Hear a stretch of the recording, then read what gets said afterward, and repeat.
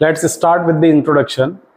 My name is Harish shahi and 15 years का experience है। PhD मैंने स्टॉक मार्केट में किया है और MBA मैंने ट्रेडिंग में किया है। प्रेजेंटली मैं इंडियन मार्केट व्यू कंपनी है जो सेबी रजिस्टर्ड है, उसके लिए एज एन रिसर्च हेड का भी काम करता हूँ। और जो सेशन है हमारा वो आज से एज एन ऑफलाइन स्टार्ट हो रहा है। ठीक है, तो ऑफलाइन स्टार्ट जो हो रहा है उसमें हम लोग आपको जो पूरी की पूरी एनालिसिस सिखाएंगे। एनालिसिस की सबसे खास बात कि हम जो भी कंटेंट करेंगे, ठीक है, तो नेक्स्ट डे हम लोग उसकी प्रैक्टिस करेंगे। आपको सबसे ज्यादा फोकस इस पे करना है। कंटेंट वाला जो पार्ट है वो यूट्यूब पे फ्री ऑफ कॉस्ट भी अवेलेबल है, चाहे वो an number of channel others के हो, चाहे वो हमारे ही हो। हमारा खुद का भी चैनल है हरीश शाही ट्रेनर के नाम से। प्रैक्टिस की जो बात है, एक्चुअल में मैं ये कह सकता हूं कि इसी बात के पैसे हैं, वरना हम भी तुम्हारे जैसे हैं। आपको जो भी हम कराएंगे तो स्टार्टिंग में तो आपको दिक्कत आएगी प्रैक्टिस करने में, ठीक है, लेकिन जब धीरे धीरे आपको आदत हो जाएगी और आप उसमें जो है परफेक्शन ले पाएंगे। तो बात करते हैं सबसे पहले ट्रेडिंग के बारे में कि ट्रेडिंग है क्या। ट्रेडिंग के बारे में आपका क्या एक्सपीरियंस है? कोई भी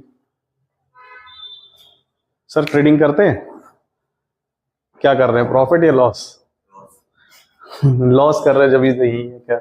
और कोई आप में से करता है ट्रेडिंग? नहीं, आप फॉरेक्स में, ओके, आप नहीं करी, ओके। तो ट्रेडिंग के बारे में मतलब ये कोर्स करने के लिए एकदम से आपके अंदर कैसे इंटरेस्ट जागा, ऐसा क्यों, कारण क्या लगता है?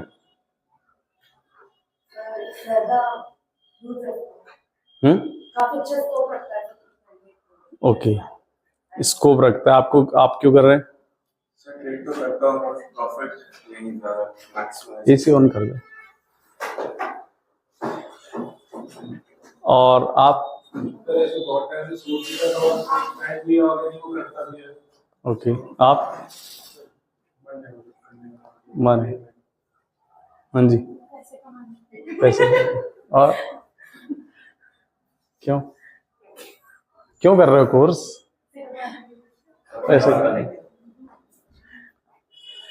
ट्रेडिंग जितना है ना रोजी पिक्चर दिखता है, मतलब बहुत इंटरेस्टिंग लगता है कि मतलब शेयर मार्केट बहुत ल्यूक्रेटिव लगता है। मतलब माइंड में अगर एक परसेप्शन की अगर बात करें, तो शेयर मार्केट मतलब पैसा। लेकिन एक्चुअल में होता जस्ट अपोजिट है।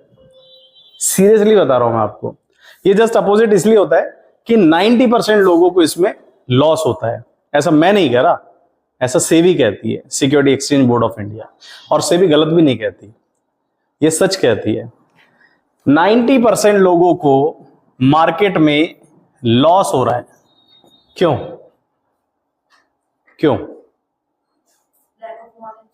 Obviously lack of knowledge. बिना नॉलेज के तो सट्टाबाजारी है।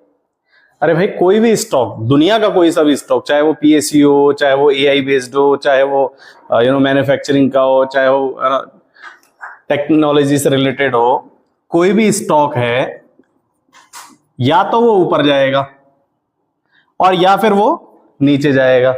दो ही तो चीजें होंगी। तो इसका मतलब उसकी प्रोबेबिलिटी कितनी है कहीं भी जाने की? 50%। भाई, या तो स्टॉक ऊपर जाएगा या स्टॉक नीचे जाएगा, प्रोबेबिलिटी है उसकी 50%।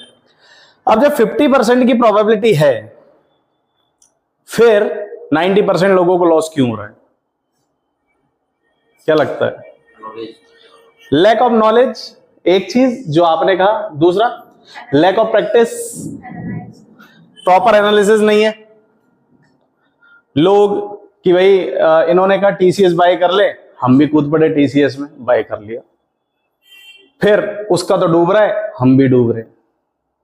कई लोग ऐसे भी देखते होंगे, कई ऐसे बेवकूफ होते हैं कि भाई मैंने सपोज करो कि पीएनबी 200 रुपए पे बाय कर रखा है और अब वो 150 चल रहा है, ठीक है। अब पता है क्या है, 200 पे तो मैंने बाय कर रखा है, मैं कह रहा हूं यार मेरा लॉस में चल रहा है, तो इसने भी बाय कर लिया 150 पे। ये सोच के कि जब तेरी कॉस्ट आएगी तेरे तो मेरा प्रॉफिट हो जाएगा, है ना। कई लोग ऐसे भी मिलते हैं आपको कि स्टॉक है, मान लो एसबीआई का, एक प्राइस रैंडमली जस्ट सजेस्ट कर रहे हैं कि 400 रुपए पे है, 300 चला गया, हमने यहां पर 100 शेयर लिए थे, यहां पर 100 और ले लिए, हम ये सोच रहे भाई 350 की एवरेज आ गई, ये सोचते हैं कि इससे नीचे नहीं जाएगा, पता लगा स्टॉक 200 पे आ गया, खत्म। तो एवरेजिंग, तो हमें ना बहुत सारी चीजें सीखेंगे, what we need to do, हमें एक्चुअल में करना क्या है, क्योंकि ट्रेडिंग में बहुत सारी ऐसी चीजें हैं जो हमें नहीं करनी होती है और जो लोग करते हैं, जिसको कहते हैं प्रीकॉशंस, कि मार्केट में आपको सबसे पहले एक चीज अपने अंदर चाहिए, दैट इज डिसिप्लिन। अगर आप डिसिप्लिन है तो आप प्रॉफिट कमाएंगे, अगर आप डिसिप्लिन नहीं है तो प्रॉफिट नहीं आएगा। अब डिसिप्लिन का मतलब रूल्स एंड रेगुलेशन जो आपके पास होने चाहिए, जो आपको मेंटेन करने हैं, और ये कोई नहीं सिखाएगा। तो इसलिए ना बहुत बड़ी जो कंपनीज होती है, हेज फंड्स होते हैं, एमएनसीज जो ट्रेडिंग बिजनेस है जिनका, वो क्या करते हैं, अपने हर एक एम्प्लॉय को मेडिटेशन कराते हैं, कंपलसरी है। मेरी फर्स्ट कंपनी थी डायनेमिक कमोडिटीज, और इंडिया की नंबर 1 वॉल्यूम जनरेटर थी एमसीएक्स में, ठीक है। हम लोग बेंगलोर थे, हमारा टाइम जो था वो 11 o'clock था, लेकिन हमको जो रिपोर्ट करना था वो 10 o'clock करना था। 1 घंटा वो मेडिटेशन कराते थे, प्राणिक हीलिंग का। हमको शुरू में लगता है यार अजीब आदमी है, करनी ट्रेडिंग है, करा योगा रहे हैं, ध्यान करा रहे हैं। धीरे धीरे धीरे धीरे चीजें समझ आई कि ट्रेडिंग वास्तव में स्ट्रेस देती है। ये सारा गेम माइंड गेम है कि आप मेंटली कितने स्ट्रांग है। ज्यादा बड़ी बात नहीं है, जस्ट लाइक सब्जी मंडी की तरह है कि हमें सस्ती चीजें खरीदनी है और जब तक होल्ड करना है जब तक उसका प्राइस ऊपर ना चला जाए। हम अगर कोई भी चीज, सपोज करो मैंने अनियन खरीदा 50 रुपए केजी और मैंने इसको होल्ड कर दिया, जब ये 70 रुपीज केजी गया तो मैंने इसको सेल कर दिया, सिंपल सा। एक तो तरीका ये है, इसको पोजिशनल ट्रेड कहते हैं, 2 दिन बाद 3 दिन बाद। कई बार आपने देखा होगा कि मैंने कोई चीज खरीद ली, ठीक है, कहीं से भी पिक कर लिया बाजार से, उसको घर लेके गया, पड़ोसी ने कहा बहुत अच्छा है, कितने का लाया, एक्चुअल मैंने 40 का खरीदा था, मैंने कहा 50 का, तो उसने कहा मुझे दे दे 50 में, ले ले। 40 की चीज मैंने 50 में सेम डे बेच दी, इसको इंट्राडे कहते हैं। तो इंट्राडे और पोजिशनल की टर्मिनोलॉजी का मतलब यही होता है कि इंट्राडे का मतलब सेम डे बाइंग और सेलिंग एग्जीक्यूट होना। मैंने आज ही बाय करा और आज ही सेल कर दिया, तो क्या है ये, इंट्राडे। और अगर मैंने एक दिन बाय करा और उसको होल्ड कर लिया, यानी कि नेक्स्ट डे सेल करा, उससे अगले दिन करा, 1 वीक बाद करा, 15 दिन बाद करा, तो इसको क्या कहेंगे, पोजिशनल ट्रेडिंग। क्या कहेंगे, इसको कैरी फॉरवर्ड भी कहते हैं। क्या कहते हैं, तो पोजिशनल ट्रेडिंग या कैरी फॉरवर्ड का मतलब आपको क्लियर हुआ कि जिस दिन बाय करेंगे उसी दिन एग्जिट नहीं करेंगे, और इंट्राडे का मतलब जिस दिन बाय करेंगे हम उसी दिन उसको सेल करेंगे। तो ये चीज है। तो हम पढ़ रहे हैं आज ट्रेडिंग साइकोलॉजी। तो ट्रेडिंग साइकोलॉजी में हम लोग देखते हैं हम लोग प्रोवाइड क्या करा रहे हैं, we are providing an unique approach to earn smartly and we are the first open source trading educator for professionals. हम लोग फर्स्ट इसीलिए हैं, आपको है ना बहुत सारे लोग मिलेंगे इस दुनिया में, बहुत सारे सिखाने वाले कि स्टॉक मार्केट का कोर्स कराते हैं, ये वो है, ऐसा कंटेंट है, वैसा कंटेंट है, और नो डाउट सबको नॉलेज है। मैं किसी की नॉलेज पे कोई क्वेश्चन मार्क नहीं करता भाई, ये तो मैथ्स ट्यूशन की तरह है कि हर किसी को मैथ्स तो आती है, पढ़ाने का तरीका सबका अलग है। हम लोग अलग इसलिए हैं कि है ना, आप नॉलेज का पैसा नहीं है, अब तो नॉलेज फ्री में है। यूट्यूब पे आप कोई भी टॉपिक डालो तुरंत मिल जाएगा, 1 रुपया खर्च नहीं करना आपको। बात यह है कि उस नॉलेज को हमारे अंदर इम्पार्ट किसने करा, आपको उसकी एक्सपर्टीज किसने दी, जो आप ऑब्जेक्टिव सोच के आए हैं मार्केट को रिसर्च करने का, मार्केट को प्रिडिक्ट करने का। सबसे बड़ी बात बताऊं, आप यहाँ सीखने वीखने नहीं है, आप सिर्फ मार्केट को प्रिडिक्ट करने आए हैं कि मैं कहूं मार्केट ऊपर जाएगी और हाँ मार्केट ऊपर जाए तो मजा आ जाएगा, और मैं कहूं मार्केट नीचे जाएगी और मार्केट नीचे चले जाए तो मजा आ जाएगा। यही तो है प्रेडिक्शन। हम कह रहे हैं भाई मार्केट अगर रिवर्स चली जाए, एक बार चली जाए कोई दिक्कत नहीं, 2 बार, लेकिन जब भी हम बोले और अगर रिवर्स ही चली जाए तो फिर कोई फायदा नहीं है। तो प्रेडिक्शन का असली मजा है, वो प्रेडिक्शन आपका मेन पर्पस है, गोल आपका प्रेडिक्शन है, लेकिन उस प्रेडिक्शन के लिए आपको एनालिसिस करनी पड़ेगी और एनालिसिस करने के लिए आपके अंदर क्या होनी चाहिए, नॉलेज। तो हम रिवर्स गियर लगाते हैं हम सबसे पहले नॉलेज पर आते हैं। हम लोग आपको नॉलेज प्रोवाइड कराएंगे, हम लोग आपको एनालिसिस भी सिखाएंगे और हम लोग आपको प्रेडिक्शन भी सिखाएंगे कि मार्केट प्रेडिक्ट कैसे होती है। ठीक है, तो यहां पर देखते हैं we upgrade you in terms of knowledge as development is taking place day by day but our knowledge is still at the same level. So introduction की अगर बात करें ट्रेडिंग के लिए, people seems to be crazy about trading. Trading के लिए लोग बहुत क्रेजी है, एकदम मतलब लोगों के अंदर पागलपन सा है। आप तो बिल्कुल स्टार्टअप है, मतलब बिल्कुल यंग है। जो लोग ट्रेडिंग करते हैं वो ऐसे ऐसे एडिक्टेड है जो सैटरडे संडे ऑफ होता है फिर भी टर्मिनल को ही देखते हैं। ऐसे सीरियसली बहुत सारे लोग हैं कि रात को आंख खुली 2 बजे, वॉशरूम जाना है, देखा मार्केट क्या चल रही है। स्पेशली जैसे आप फॉरेक्स करते होंगे तो गारंटेड करते होंगे, है ना, होता है ना। तो ये एडिक्शन ही है एक तरह की। ठीक है, इसी को क्रेजीनेस कहते हैं। तो हम आपको बता रहे हैं according to SEBI 90% people are losing money. और क्यों लूज कर रहे हैं हम आपको बता चुके, because of lack of knowledge, है ना। अब लैक ऑफ नॉलेज, अब नॉलेज को भी हम लोग डाइवर्सिफाई कर रहे हैं कि कौन कौन सी नॉलेज, क्लासिफिकेशन है नॉलेज का। भाई सबसे पहले तो टेक्निकल नॉलेज जो मैं आपको बहुत ही अच्छे से दूंगा। सेकंड होती है फंडामेंटल नॉलेज। फंडामेंटल नॉलेज अपने आप में इसकी एनालिसिस अलग होती है फंडामेंटल, बट मैं आपको उसका एक ग्लिम्स दे दूंगा। थर्ड होती है जियोपॉलिटिकल, जो आपको खुद को ग्रैब करनी पड़ती है, आपको अपडेट रहना पड़ता है मार्केट के साथ। और एक होती है जियोफिजिकल। तो जियोपॉलिटिकल और जियोफिजिकल होती क्या है वो मैं आपको बता देता हूं। जियोपॉलिटिकल मतलब किसी पॉलिटिशियन ने कोई स्टेटमेंट दिया, किसी भी पॉलिटिशियन ने कोई स्टेटमेंट दिया और उस स्टेटमेंट की वजह से हमारा मार्केट मान लो अप या डाउन हो गया। फॉर एन एग्जाम्पल, हमारे ट्रांसपोर्ट मिनिस्टर गडकरी जी हैं।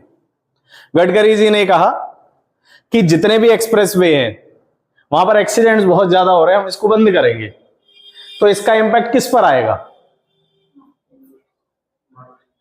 मार्केट पर तो आएगा, लेकिन स्पेशली उन स्टॉक्स पर आएगा जो लोग इससे इंपैक्टेड हैं, यानी जो इनके कॉन्ट्रैक्टर हैं, है ना। IREDA, इरडा आपने सुना होगा, NHPC, है ना। इस तरह के स्टॉक्स पे इंपैक्ट आएगा। जियो फिजिकल का मतलब होता है कि किसी जगह पर अगर कोई इवेंट हो जाए, जैसे अभी यूक्रेन और रशिया का जो चल रहा था वॉर, अभी ईरान और इराक का, या ईरान और ये रशिया का वाला देख सकते हैं। ऐसे बहुत सारे जियोपॉलिटिकल इवेंट है जो मार्केट को हैम्पर्ड करते हैं। जैसे पहले साइप्रस बैंकरप्ट हुआ था, उससे पहले ग्रीस बैंकरप्ट हुआ था, श्रीलंका में बहुत सारा अभी करेंसी का प्रॉब्लम आया था, अगर आपने देखा हो तो बैंकरप्ट की कंडीशन में थी।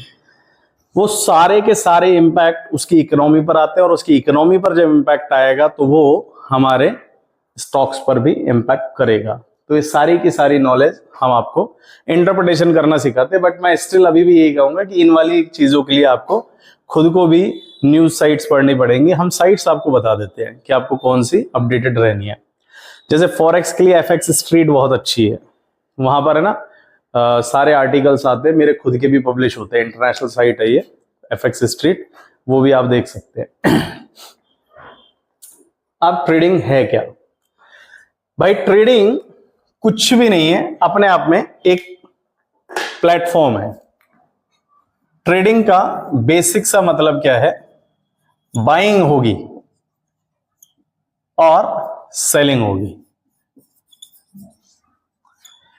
बाइंग हो रही है, सेलिंग हो रही है, यही ट्रेडिंग है। लेकिन इसमें काउंटर पार्टी रिस्क है, जो काउंटर पार्टी रिस्क वो जो है एक्सचेंज बियर कर रहा है। अब ये काउंटर पार्टी रिस्क अपने आप में एक कीवर्ड है। क्या है ये काउंटर पार्टी रिस्क? हम लोकल मार्केट गए, हम अलवर की किसी मार्केट में गए, हमने एक जैकेट खरीदी या शर्ट खरीदी या शूज खरीदा। हमने कहा कितने का? उन्होंने कहा 2000 का। हमने कहा लो 2000 रुपये और हमें दे दो, सिंपल सा। ठीक है, पैसा दिया, क्या लेके आए? प्रोडक्ट। ठीक, प्रोडक्ट निकला खराब, कोई डिफेक्ट आ गया किसी भी तरह का। हम गए, हमने शॉपकीपर को कहा भाई ये तो खराब है। अब शॉपकीपर अगर ठीक ठाक बिजनेसमैन होगा तो उसको एक्सचेंज करेगा और उसकी पॉलिसी में, क्योंकि विद इन 7 days 3 days आजकल शोरूम टू शोरूम डिपेंड करता है, तो इस तरह से उसने हमें एक्सचेंज करके दे दिया। ठीक है, हम आपसे ये पूछ रहे हैं कि अगर कुछ भी हुआ तो आपने किसको पकड़ा? एक्सचेंज को, यानी कि शोरूम को। ठीक है, शोरूम को ही पकड़ा। यानी कि जब आप उस जैकेट को लेने गए थे, शूज को लेने गए थे या शर्ट को लेने गए थे, you are the buyer and someone is seller, yes और नो? तो बायर और सेलर एक दूसरे को जानते थे आपस में, है ना? एक्सचेंज पे ऐसा नहीं होता है। जैसे ये भाई साहब या पीछे मैडम या आप में से कोई भी स्टॉक खरीद रहा है, ठीक है, कोई भी चीज खरीद रहा है, क्या आपको सेलर पता है कौन है? बोलो। नहीं, आप तो बाय करते हैं। कहां से बाय करते हैं? ब्रोकर के थ्रू। और ब्रोकर क्या है? एक्सचेंज का पार्ट है। भाई एक्सचेंज तो प्लेटफॉर्म दे रहा है ना। भाई इन्होंने ग्रो से बाय करा, इन्होंने एंजल से बाय करा, इन्होंने मान लो किसी शेर खान से करा, इन्होंने मान लो प्रॉफिट मार्ट से करा, जिससे भी करा, ये तो ब्रोकर है। लेकिन ब्रोकर के थ्रू ही चाहे आपने बाय करा तो do you know the seller? No, we don't know. So who is taking the risk? Exchange. So counter party risk इसी को कहते हैं। अगर आप बाय कर रहे हैं तो सेलर की गारंटी कौन ले रहा है? एक्सचेंज। और अगर आप सेल कर रहे हैं तो बायर की गारंटी कौन ले रहा है? एक्सचेंज। इसी के अगेंस्ट में ही वो ब्रोकरेज चार्ज करता है। बायर और सेलर को एक प्लेटफॉर्म प्रोवाइड कराने के अगेंस्ट में ही जो काउंटर पार्टी रिस्क बियर करता है वो एक्सचेंज करता है, और इसीलिए ही क्या होता है वहां पर? ब्रोकरेज चार्जेस, कुछ commission, something you have to pay, है ना? जैसे आप सपोज करो कि आपने कोई स्टॉक 400 का बाय करा, तो एक्चुअल में उसका ब्रोकरेज लग के आपको सपोज करो 401 रुपए का पड़ गया। अगर आपने प्रॉफिट में सपोज करो आपने प्रॉफिट में 300 रुपए कमाए, तो एक्चुअल में आपका प्रॉफिट 300 नहीं होएगा, कितना होएगा? 290 के आसपास, क्योंकि आपका ब्रोकरेज कट गया। और अगर आपका लॉस मान लो 300 रुपए है, तो आपका नेट लॉस कितना हो जाएगा? 310 रुपए। ये समझ आया? प्रॉफिट में से तो आपका ब्रोकरेज कम हो गया तो आपका प्रॉफिट कम हुआ, लेकिन ये तो लॉस है आपका, और ब्रोकरेज आपको पे करना है, ये तो आपकी एज एन लायबिलिटीज है, तो आपका नेट लॉस बढ़ जाएगा। ये चीज आप क्लियर रखेंगे। हालांकि हम ये आपको M2M वगैरह में सिखा भी देते हैं, बट फिलहाल के लिए ये है। अब आते हैं, ये जो एक्सचेंज है, ये इसमें बाइंग और सेलिंग किस तरह से होती है? एक्सचेंज में जो बाइंग और सेलिंग होती है ना गाइस, वो इसका एक डिफरेंट पार्ट है। हालांकि हम ये सारा राइटर पार्ट इस पर भी ले सकते हैं, पर बार बार हमें शिफ्ट करना पड़ेगा, तो वहां उसको चलने देते हैं। यहां पर देखते हैं भाई, आपको इकोनॉमिक्स का एक फंडा है, डिमांड कर्व, और ये इकोनॉमिक्स के अंदर सप्लाई कर्व। तो डिमांड और सप्लाई का जो इंटरसेक्शन पॉइंट होता है, डिमांड और सप्लाई का इंटरसेक्शन पॉइंट ये रहा, इसको कहते हैं अपन प्राइस। क्या कहते हैं? प्राइस। ये प्राइस मैकेनिज्म है, इसको प्राइस इक्विलिब्रियम भी कहा जाता है। इसका बेसिक इंटरप्रिटेशन ये है कि अगर आप कुछ भी खरीदेंगे, कुछ भी, तो कोई बेचने वाला भी तो हो। सोचो, हम मार्केट गए, हम इसको फिजिकल मार्केट पर ले लेते हैं। हम मार्केट गए और हमने ये मार्कर ही खरीदना है। हमने कहा, सेलर सपोज करो ये, हमने कहा जी ये कितने का है? तो इन्होंने कहा 50 रुपीज का। हमने कहा 10 रुपीज का देना है, तो इन्होंने कहा ना 10 रुपीज नहीं, इसमें तो मार्जिन भी नहीं है हमारा।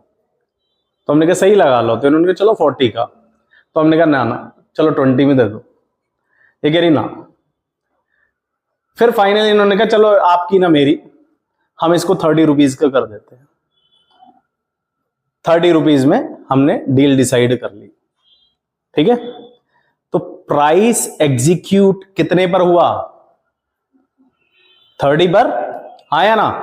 अरे भाई कोट कुछ भी कराओ, इनका कोटेशन प्राइस 50 था और मेरा जो डिमांडिंग प्राइस था वो कितना था? 10 रुपीज। लेकिन ना इन्होंने 50 पे बेचा, ना मुझे 10 में मिला, तो वहां पर बायर और सेलर मीट नहीं हुए ना। तो बायर और सेलर कहां पर मीट हो गए? 30 पर। तो 30 इज माई प्राइस। तो सेम स्टॉक मार्केट में भी यही फंडा होता है, ध्यान रखना कि जिस प्राइस पर आपको चाहिए जब आप बाय करते हैं, तो वहां पर कोई उसको क्या करता है? सेल। और जब आप किसी प्राइस पर सेल करते हैं तो वहां पर कोई क्या करता है, बाय। अब मॉरल ऑफ द स्टोरी क्या है वो सुनो। जब आप बाय करते हैं क्या सोचते हैं आप, माइंडसेट क्या होता है बताओ जल्दी फटाफट। नहीं नहीं, बाय करते वक्त माइंडसेट क्या है कि ये बढ़ेगा, ऊपर जाएगा, प्रॉफिट को तो साइड रखते हैं, यानी ये प्राइस ऊपर जाएगा, यही माइंडसेट है। या कभी दुनिया में ऐसा कोई बेवकूफ मिला है कि भाई मैं तो इसलिए बाय कर रहा हूं अब ये गिरेगा, मैं चाहता हूं कोई तो कमाए, ऐसा तो कोई नहीं होगा। यानी कि आपने बाय करा ये सोच के कि ये प्राइस ऊपर जाएगा। अब एक बार उस अननोन सेलर को, जिसको आप जानते ही नहीं, आपका बाय तो इसलिए हुआ है ना क्योंकि किसी ने सेल करा है, उस सेलर के बारे में भी तो सोचो। सेलर क्या सोच रहा है, क्या सोच रहा है सेलर कि ये अब गिरेगा और ऊपर बढ़े चाहे नहीं बढ़े। सेलर क्या सोच रहा है वो सोचो। सेलर तो यही सोच रहा है कि अब ये गिरेगा। अरे भाई आपने कोई सा भी स्टॉक, लेट सपोज हम लोग देते हैं आरबीएल, आपने 150 पर बाय करा, राइट, और अदर पर्सन है जो यहां पर, अदर पर्सन ने साइमल्टेनियसली क्या करा होगा, सेल। प्रोस्पेक्टिव की बात कर रहे हैं, आपकी थॉट क्या थी कि प्राइस विल गो अप, और इसका प्रोस्पेक्टिव क्या है, प्राइस विल गो डाउन। ठीक है, दोनों में से एक तो सही होगा। अब कौन सही होगा आपके हिसाब से, क्या लगता है? अज्यूम नहीं, सही डिसीजन भी नहीं होता, एनालिसिस, जिसने सही एनालिसिस करी। अब किसकी एनालिसिस के पीछे लॉजिक क्या है वो मैटर करता है। तो आपको क्या करनी है, सही एनालिसिस, और एनालिसिस के लिए क्या चाहिए हमको, नॉलेज, वो अपन दे रहे हैं। तो ये प्राइस मैकेनिज्म समझ आया कि हमको कई बार ऐसा होता है, क्योंकि है ना बहुत सारे लोगों का डाउट होता है कि सर 150 पर मैंने बाय लिमिट डाली और ये 152 का लो मार के आ गया, यानी कि ये आपका एग्जीक्यूट ही नहीं हुआ। अभी एग्जीक्यूट क्यों नहीं हुआ होगा 150 पर? भाई अगर कोई स्टॉक मान लो 160 चल रहा था, करंट मार्केट प्राइस इसका था, सीएमपी टर्मिनोलॉजी है, करंट मार्केट प्राइस 160 का कोई स्टॉक था, मुझे लगा यार मैं इसको 150 पर बाय लिमिट डालूं। ठीक है, हम इसमें लिमिट ऑर्डर्स वगैरह सारी चीजें अभी अगले 4-5 दिन पूरी सीखेंगे। तो हमने इसमें लिमिट ऑर्डर डाल दिया 150 का कि भाई 160 तो क्या ओवर प्राइस्ड है, मैं तो इसको 150 पर बाय करूंगा। लेकिन प्राइस 160 से नीचे आया, नीचे आया, नीचे आया, नीचे आया, और एंड में 152 मार के बाउंस हो गया। अब मैं बड़ा दुखी हो रहा हूं कि सर 150 तो आया ही नहीं, मैंने तो ये सोचा था। अब 150 क्यों नहीं आया होगा सोचो जरा आप, क्योंकि आप 150 पे क्या थे, बायर, तो 150 पे कोई सेलर। ये उसी तरह से आप उस शर्ट को या उस मार्कर को कितने में खरीदना चाहते थे, लेकिन 10 रुपए में तो कोई बेचने को तैयार ही नहीं था, हाँ या ना? तो इसी तरह से कई बार लिमिट ऑर्डर आपका जो है एग्जीक्यूट नहीं होता है। सेम हम ये मान लेते हैं कि आपने 150 पर बाय कर लिया, अब आपने ऑर्डर डाल दिया 170 का कि मैं इसको 170 पे सेल कर दूंगा, आपने अपनी लिमिट डाल दी, यार मुझे प्रॉफिट हो रहा है, 150 पे बाय करा, 170 पे जाएगा तो मैं तो निकल जाऊंगा, और मार्केट चल रहा है 164 165 आया, 167 आया, 168 आया, आप खुश। पड़ोसी कह रहा है कि निकाल ले यार, बहुत है, 18 rupees is more than enough, बहुत है आज के लिए, पर ना ऐसे कैसे निकाल ले, अभी देखा आएगा 169 नहीं आया, अगला प्राइस 169.90, हम खुश, अरे अभी हो जाएगा, और उसके बाद फिर से आ गया 160 पूरा। पड़ोसी के ले और कर ले लालच, हम तो पहले ही कह रहे थे निकल जा, हाँ या ना? ऐसा होता है ना? तो कई बार जब हमने बाय भी कर लिया है तो हमारा प्राइस जो है सेलिंग वाला एग्जीक्यूट ही नहीं होता। क्यों नहीं हो रहा? क्योंकि आप 170 पर क्या है, आप सेलर, तो 170 पर क्या नहीं है, बायर ही नहीं है, बायर है ही नहीं। बायर क्या सोच रहा है, भाई 170 पे क्यों बाय करूंगा मैं, क्योंकि आपकी पोजीशन को एग्जिट करने के लिए कोई एक बेवकूफ तो चाहिए भाई। आपने एग्जिट करना है, हमें एग्जिट एंट्री से मतलब नहीं है, हमें तो सेल से मतलब। मेरी सेल को एग्जीक्यूट करने के लिए मुझे एटलीस्ट एक बायर चाहिए, एक बेवकूफ तो चाहिए जो ये सोचे कि 170 से भी ऊपर जाएगा। अब एक बात बताओ, जो प्राइस ऑलरेडी ऊपर चढ़ रहा है, एक कॉमन फिनोमेना की बात कर रहा हूं, जब एक प्राइस ऑलरेडी ऊपर चढ़ रहा है तो क्या आप उन प्राइस पर जल्दी से बाय करने की कोशिश करेंगे? नहीं। क्यों? हमें सोचेंगे यार ऊपर जा चुका, थोड़ा सा नीचे आ जाए। तो इस नीचे आने को ही कहते हैं बाय ऑन डिप्स। क्या कहते हैं? ये ट्रेडिंग मंत्र है, बाय ऑन डिप्स। जब भी बाय करना है हमेशा डिप मिले तो ज्यादा बढ़िया है। और एक होता है सेल ऑन राइज, यानी कि जब भी ऊपर जाएगा तो हमें क्या करना है, बेचना है। जब भी नीचे आए, डिप आए, बाय कर लो। अप ट्रेंड में होता है, हम आगे चल के ट्रेंड एनालिसिस भी करेंगे। और जब भी सेल ऑन राइज का मतलब होता है जब भी ऊपर जाए तो हमें उसको क्या करना है, बेचना है। ठीक है। तो ये 3 टाइप की हमारे पास ट्रेडिंग होती है। पहली कौन सी होती है, दूसरा और तीसरी। ठीक है। इक्विटी। अब इक्विटी को हम लोग और थोड़ा सा बताते हैं। इक्विटी के अंदर बहुत सारी चीजें आती है भाई, और आपको है ना उतना ही समझना है जितना आपके दिमाग में बैठ जाए सेट, क्योंकि मुझे तो क्या बहुत अच्छे से आता है ये, तो आपको उतना ही कवर करना है जितना लगे कि आज के लिए जी बहुत है। हालांकि ना इन सेशंस की हम आपको रिकॉर्डिंग भी दे देते हैं भाई, जैसे क्लास में जो भी हुआ हमने रिकॉर्ड करा और तुरंत आपको मिल जाएगी। ये हम यूट्यूब पर अपलोड कर देंगे। स्टार्टिंग के कुछ सेशंस तो हम फ्री में है, तो हम उसको फ्री ऑफ कॉस्ट डालेंगे। फिर उसके बाद जो है सिर्फ आपको ही मिलेगी, इसको प्राइवेट लिंक में डाल देते हैं अपन। ठीक है, वो सिर्फ आपको ही मिलेगी और किसी को नहीं मिलेगी। ठीक, तो हम आते हैं इक्विटी पर।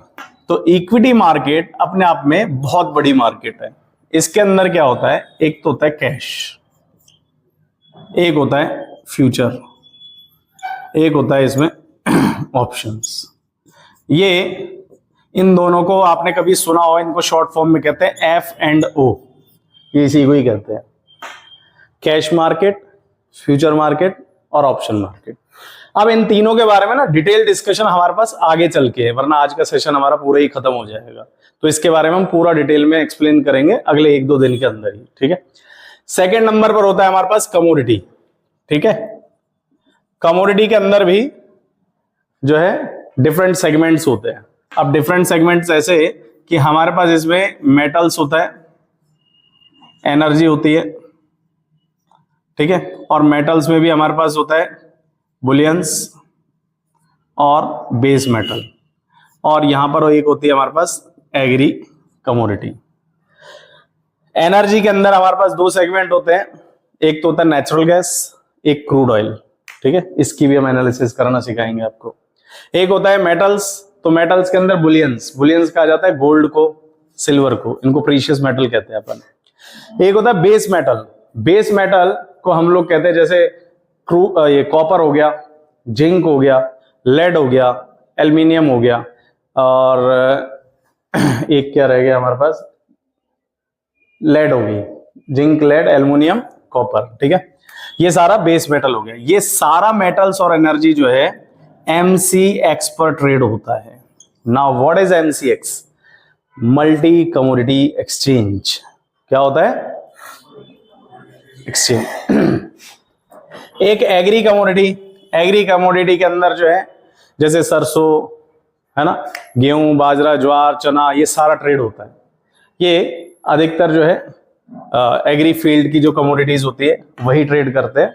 गांव में अक्सर इसका ज्यादा चलन है, जैसे खैरथल, गंगानगर, इस तरह के जो रूरल एरिया है जहां पर कृषि उपज मंडी बहुत ज्यादा है, तो वो इस पे ट्रेड करती है।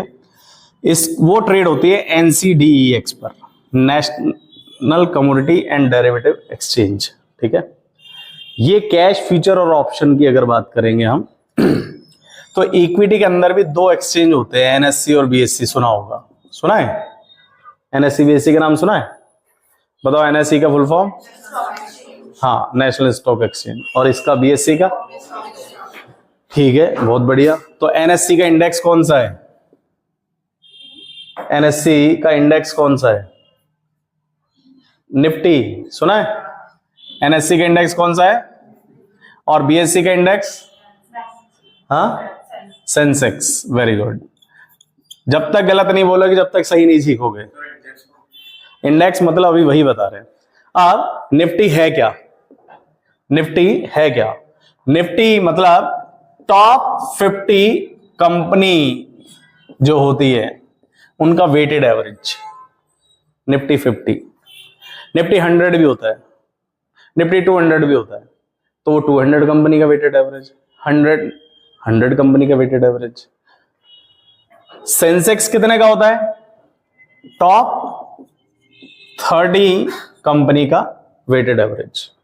हम सबसे ज्यादा मतलब जो वॉल्यूम्स होते हैं या जो लोग प्रेफर करते हैं, एनएससी और बीएससी दोनों में ही प्रेफर करते हैं ऑब्वियसली, क्योंकि एक्सचेंज ही हमारे पास दो ही है, बट एनएससी में सबसे ज्यादा करते हैं।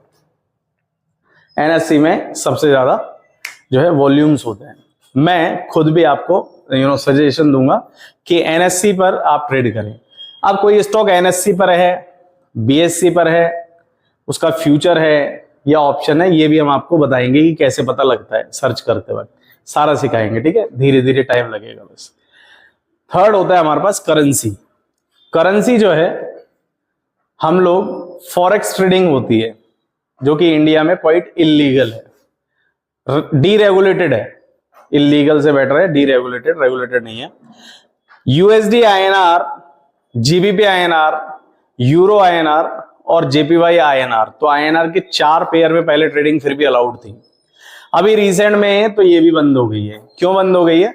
ये सिर्फ वही लोग इसमें ट्रेड करेंगे जिनका इंपोर्ट और एक्सपोर्ट का एक्सपोजर हो। तो हम एज एन इंपोर्टर भी नहीं है और एज एन एक्सपोर्टर भी नहीं है, तो हम इन 4 पेयर में तो कर ही नहीं सकते। और जो कोई भी करता है वो इंडिया में रेगुलेटेड नहीं है। तो जिनको जेल की रोटी अच्छी लगती है वो फॉरेक्स करे, जिनको नहीं लगती वो नहीं करे। हमारे पास इंडिया में बहुत सारे ऑप्शंस है। हमारे पास इंडिया में कैश है, फ्यूचर है, ऑप्शंस है, कमोडिटी में मेटल्स है, एनर्जी है, मेटल्स के अंदर बुलियंस है, बेस मेटल है, एग्री कमोडिटी है, तो ऐसे बहुत सारी चीजें हैं। तो हम क्यों ही जाएं उस चीज पे। फिर भी हर किसी की अपनी चॉइस है, मैं किसी को मना नहीं करता, क्योंकि हर आदमी में बुद्धि और विवेक पूरा है, उसका सही सदुपयोग करे, है ना। आगे चलते हैं। देखो ये हमने आपको बता ही दिया। इक्विटी का एक्सचेंज क्या है? बोलो। एनएससी की फुल फॉर्म। और एनएससी का जो इंडेक्स है वो कौन है? निफ्टी। कितने का वेटेड एवरेज है? 50 का। और बीएससी की फुल फॉर्म और इसका इंडेक्स, इसमें कितनी कंपनीज? ये कमोडिटी। कमोडिटी में कितने एक्सचेंज है? एमसीएक्स और एनसीडीएक्स में क्या ट्रेड होता है? एमसीएक्स में क्या होता है? मेटल्स और एनर्जी। अब मेटल्स भी कितने तरह के होते हैं? 2। कौन कौन से? हाँ ठीक है। थर्ड होता है करेंसी। करेंसी जो एमसीएक्स, एसएक्स और एनएससी में ट्रेड होती थी। ठीक है, ये ट्रेडिंग हो ही गया। टाइमिंग की अगर बात करें तो 9:15 से 3:30 की मार्केट है। कैश, फ्यूचर एंड ऑप्शन की। कमोडिटी की 9 से रात को 11:30 तक है। अब सर्दियों में 11:55 होगी, गर्मियों में 11:30 रहती है। ठीक है, अब आते हैं लॉसेस के। तो there are some common mistake which most people make in one way और another while trading or investing in the market and later put the blame on broker or fate or insider। यानी कि कई बार क्या होता है, लोगों को loss तो होता है। ठीक है, इस दुनिया में सबसे बड़ी प्रॉब्लम है हम इंडियंस की प्रॉब्लम है। अदर कंट्रीज में ऐसा नहीं होता। हम इंडियंस क्या होते हैं कि अगर गलती कुछ भी है तो हमारी तो कभी गलती है ही नहीं, वो तो गलती दूसरे की है।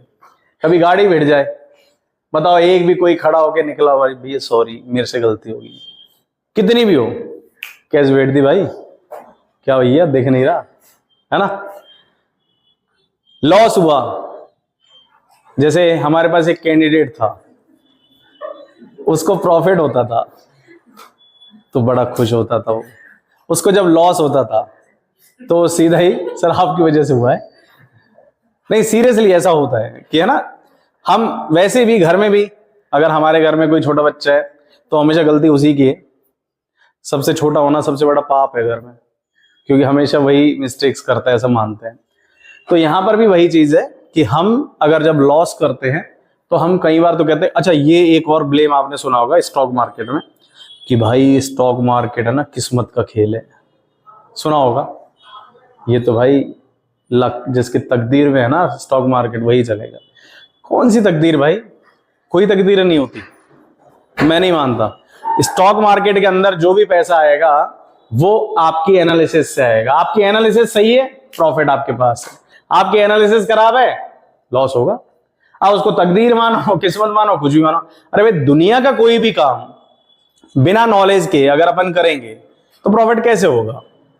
हमारे घर के बड़े बुजुर्ग आज भी ये कहते हैं कि अगर आपको कोई भी बिजनेस करना है, मैंने कही अपने घर वालों से, मान लो कि सर मुझे रेडीमेड का काम करना है, मान लो अपने पापा से दादा से, वो कहेंगे पहले जाके उनका काम तो कर, क्या हम तो यही कहेंगे ना, या काम नहीं तो एक काम कर, मेरे जानकारी की शॉप है वहां जाके बैठ, नॉलेज तो ले। तो हमारे बड़े बुजुर्ग जब एक बिजनेस को सीखने के लिए कहते हैं कि नॉलेज ले, तो शेयर मार्केट में बिना नॉलेज के कैसे कोई एंटर हो सकता है और कैसे वो सोच सकता है कि प्रॉफिट हो। ऑब्वियसली क्या होगा, लॉस। और इन केस देखो दुनिया का सबसे बड़ी गलती, अगर कोई शेयर मार्केट में नया नया आया और उसको गलती से प्रॉफिट हो गया तो समझो उसकी किस्मत सबसे बड़ी खराब है, क्योंकि वो बहुत बड़ा पैसा डूबने वाला है। क्योंकि उसने लगाया, प्रॉफिट आया, अब वो समझो अरे ये तो बहुत आसान है, उधार ले लेके डालने लग गया, घर बिक जाएगा, एंड में किडनी तक बिक जाएगी। ऐसे बहुत सारे लोग हैं। तो कभी भी बिना एनालिसिस के नहीं करें।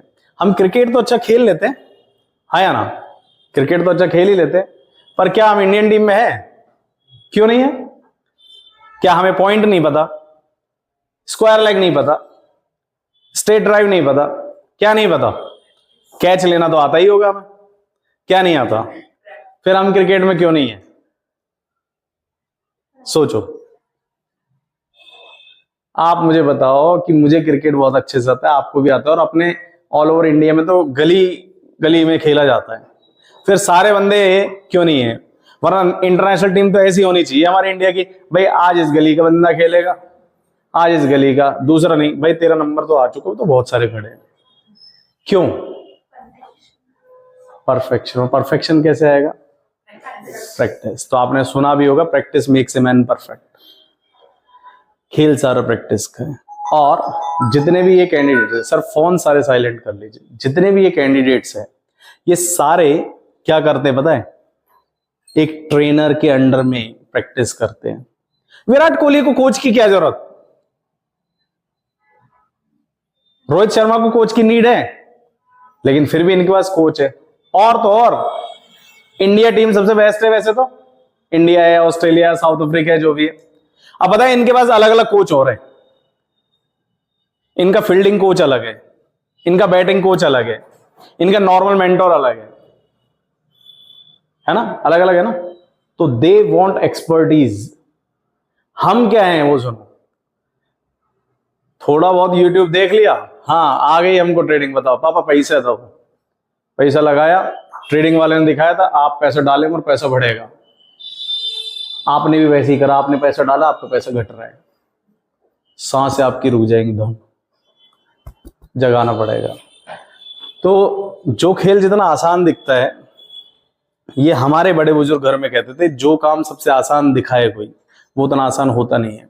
इसको आप ऐसे भी करना, कोई मैजिशियन अगर आपको कोई ट्रिक दिखाए तो ओ ये तो हम भी कर सकते हैं, ये डाला ये निकाला, लेकिन आपसे नहीं होगा, क्योंकि उस काम में उसने बहुत परफेक्शन और बहुत प्रैक्टिस करी है, जो आपको टाइम लगेगा। तो सेम ट्रेडिंग है, ट्रेडिंग के अंदर भी आप इतना आसान मत समझिए पैसा कमाना। दुनिया का सबसे टफ काम है, क्योंकि आप पैसा उससे ले रहे हैं जो सोच रहे हैं मैं कमाऊं, और आप सोच रहे हैं मैं कमाऊं। तो टग ऑफ वॉर होता है बिटवीन बायर और सेलर, यानी कि दोनों ये चाहते हैं कि हम विन करें। बायर ये चाहेगा कि प्राइस ऊपर जाए और सेलर ये चाहेगा कि प्राइस नीचे जाए। सो हम लोग आते हैं अपने पार्ट पर। But the better truth is that we all know it happens because of our self. Eventually the reason is knowledge and discipline. तो गाइज जैसा मैं आपको बता रहा हूँ कि नॉलेज बहुत ज़रूरी है। बिना नॉलेज के हम लोग एनालिसिस नहीं कर सकते, और बिना एनालिसिस के हम प्रॉफिट नहीं कर सकते, और इन दोनों के लिए ही हमें चाहिए डिसिप्लिन। तो विदाउट डिसिप्लिन हम लोग एक प्रॉफिट एक दिन तो कमा सकते हैं, बट रेगुलर बेसिस पे हम लोग नहीं कमा सकते। नेक्स्ट आते हैं हम लोग basic mistake in the trading sector. तो ये जैसे शादी में है ना 7 वचन होते हैं, जिनको अगर पूरा कर लिया जाए तो कभी भी जो है प्रॉब्लम नहीं आती। तो सेम ट्रेडिंग के अंदर भी इसी तरह से 7 रूल्स होते हैं, 7 मंत्र है ट्रेडिंग के, जो आपको प्रॉफिटेबल ट्रेड्स देते हैं या फिर जो आपको कभी लॉस नहीं होने देंगे, ऐसा मैं आपको अश्योर कर रहा हूँ। रूल नंबर 1, तो रूल नंबर 1 है हमारे पास, जो लोग गलती करते हैं वो क्या है, उनसे हम सीखेंगे ताकि हम वो गलती ना करें। नो जजमेंट ऑन ट्रेंड, यानी कि लोग ट्रेंड पे जजमेंट नहीं करते हैं, ठीक है। अब ट्रेंड बेसिकली है क्या, ऐसा कहा जाता है कि ट्रेंड इज़ योर फ्रेंड। तो हमारे पास एक होता है अप ट्रेंड, ठीक है, एक हमारे पास होता है डाउन ट्रेंड, एक होता है हमारे पास साइडवेज। सो अप ट्रेंड में हमें क्या करना होता है, बाय। डाउन ट्रेंड में हमें क्या करना होता है, सेल। और साइडवेज में हमें क्या करना होता है, अवॉइड। यानी कि जब भी अप ट्रेंड होगा तो हम करेंगे बाय ऑन डिप्स, और जब भी डाउन ट्रेंड होगा तो हम लोग करेंगे सेल ऑन राइज, और जब भी साइडवेज होगा तो हमें अवॉइड करना है, यानी कि ना बाय करना है ना सेल करना है। अब सोचिए कि एक बंदा चार्ट देख ही नहीं रहा है, जब वो चार्ट ही नहीं देख रहा है तो उसको ट्रेंड का भी नहीं पता लगेगा। यही एक गलती होती है जहाँ पर अधिकतर लोग मरते हैं। सेकंड गलती जो लोग करते हैं वो है no clarity on entry and exit level, यानी कि लोगों को एंट्री और एग्जिट लेवल के बारे में नॉलेज ही नहीं है। कई बार ऐसा होता है कि कोई भी स्टॉक आपने मान ले 1000 रुपये का है, 1000 रुपये पे बाय किया और 1500 पे आपने सोचा था निकलेंगे, ठीक है। तो ये आपकी एंट्री हो गई और ये एग्जिट हो गई इन गुड केस, जो कि टारगेट है। और स्टॉप लॉस आपने डिसाइड करा, मान लेते हैं 500 रुपये जाएगा, तो ये आपका स्टॉप लॉस।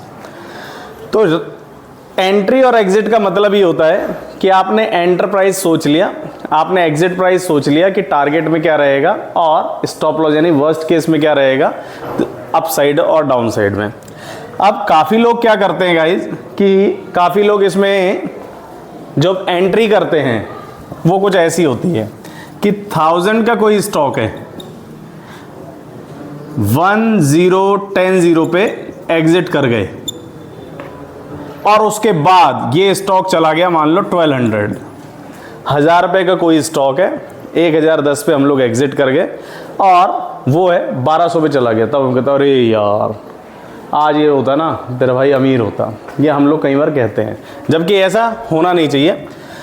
कई बार क्या होता है कि 1000 का कोई स्टॉक है, 1050 गया, हमने एग्जिट नहीं करा और उसके बाद ये तुरंत ये आया 900, तब भी हमने एग्जिट नहीं करा।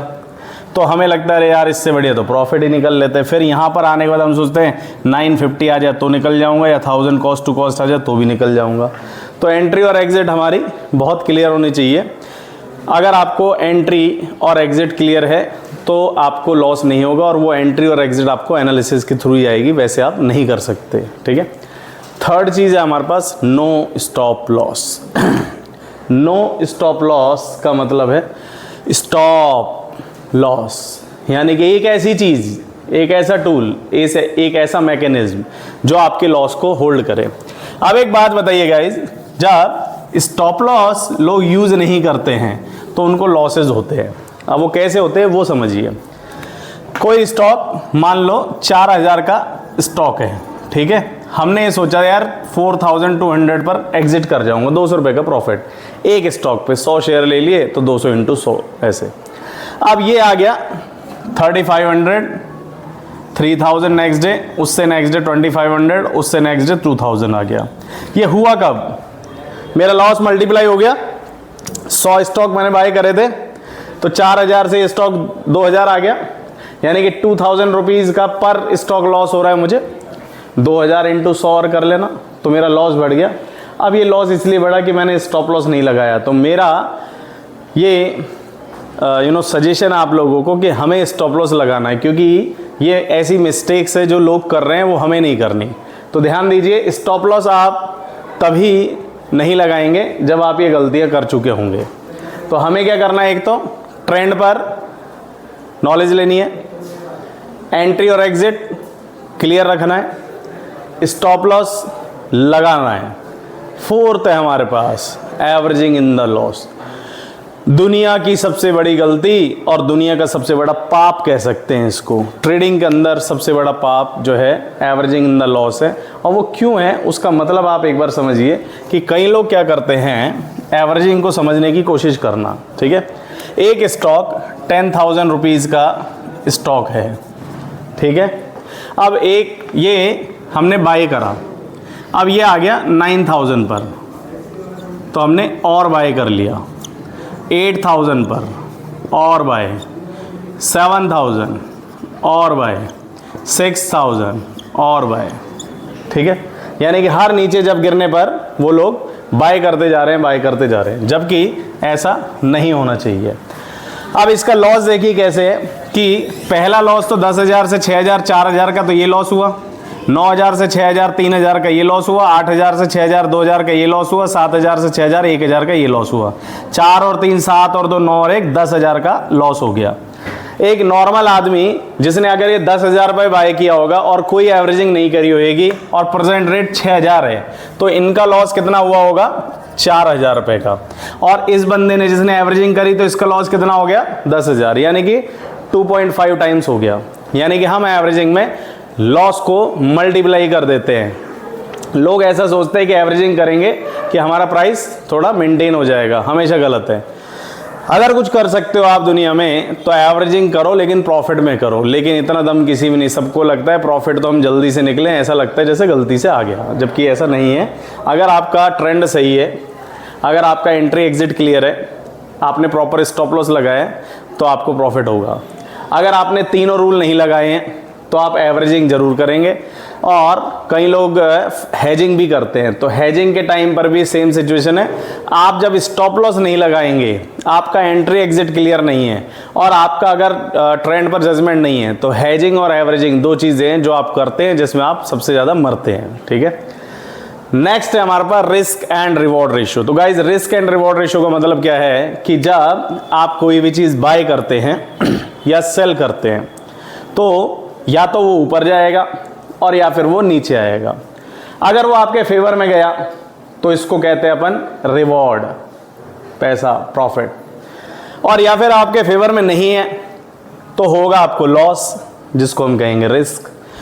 तो जब हम कोई भी ट्रेड लेते हैं तो हमारा रिस्क एंड रिवॉर्ड रेशियो जो है कैलकुलेटेड होना चाहिए किसी भी चीज़ के लिए। सपोज करिए कोई स्टॉक 5,000 रुपये का है और मेरा इसमें टारगेट जो है ओनली 1,000 रुपये का है, यानी कि 6,000 रुपये का, 1,000 रुपये प्रॉफिट का।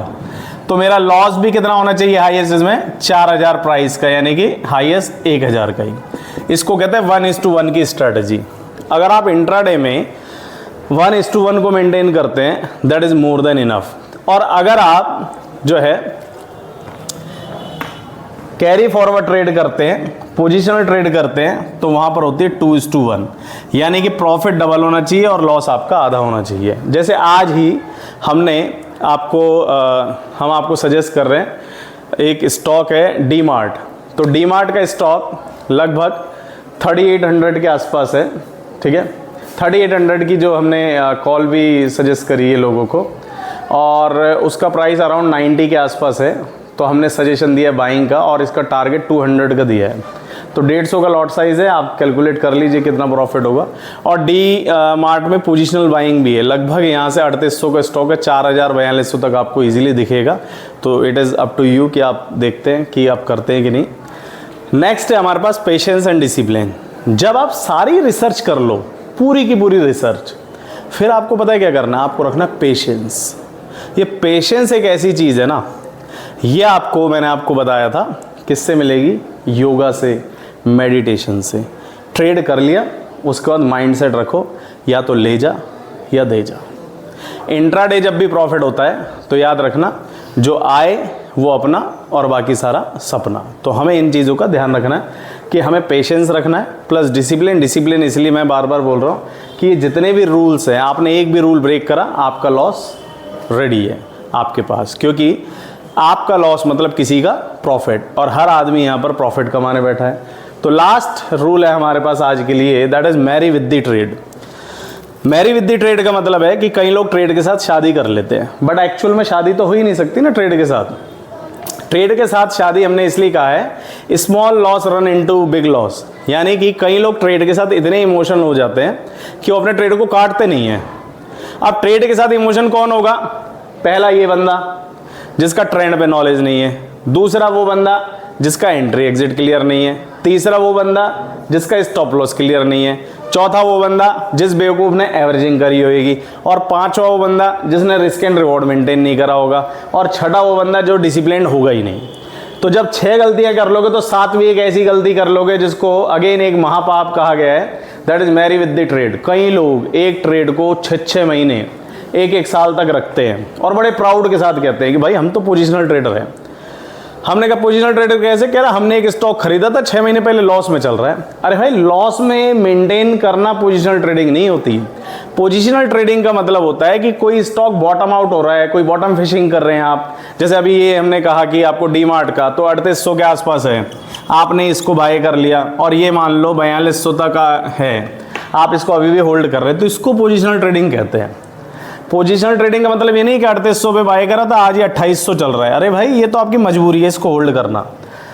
तो लोग उसको काटते नहीं है 6-6 महीने बाद। तो मैरी विद द ट्रेड, यानी कि लोग ट्रेड के साथ शादी कर लेते हैं, कई लोग कॉन्ट्रैक्ट में रोल ओवर करते रहते हैं। तो हम आपको सजेशन ये देते हैं कि आप अपना पहले तो माइंडसेट बनाइए कि आप ट्रेडर कौन से हैं। इंट्राडे ट्रेडर हैं तो सेम डे काटिए, पोजिशनल ट्रेडर हैं तो अपना रिस्क एंड रिवॉर्ड की आपको मेंटेन करना है कि हाँ ठीक है मैं पोजिशनल ट्रेडर हूँ, सेम डे नहीं तो एटलीस्ट अपना लॉस तो मेंटेन करिए कि मुझे इससे ज़्यादा का लॉस बियर नहीं करना अपनी पूरी कैपिटल का, या उस पर्टिकुलर जो उसमें इन्वेस्ट है पैसा उस चीज़ का। ठीक है, तो आई होप आपको समझ आया होगा। आज के लिए इतना ही। Thank you so much. Video को आप लाइक करें, सब्सक्राइब करें, शेयर करें। अगर आपको वीडियो अच्छा लगा हो तो कमेंट में फीडबैक ज़रूर दें। Thank you.